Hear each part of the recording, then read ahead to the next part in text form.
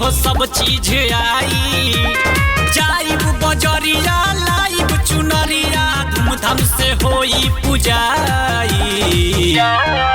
सुनी पिया जी सुनी राजा जी आज घरे आवतारी माई। ए जी सैया जी आज घरे आवतारी माई। बोली बोली थारी मैया की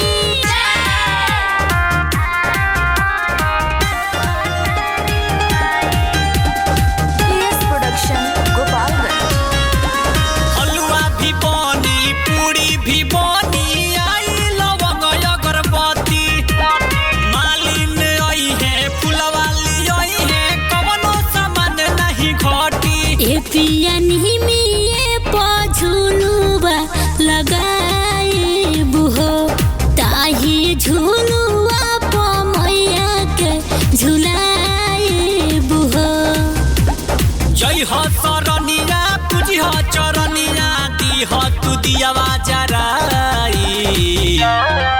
सुनी पिया जी सुनी राजा जी आज घरे आवतारी माई।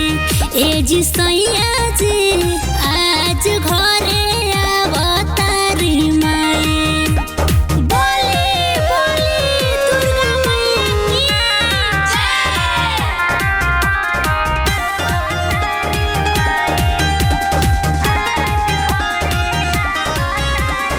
ओहिरू भी आई है दूधवाली आई है खीर बनी खूब ज्यादा हो।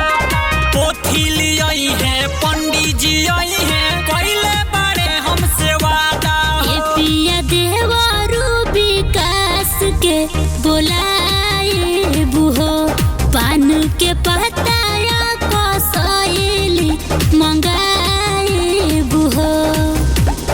आइल बसाज होई आवाज एसपी संदीप गीत गाई।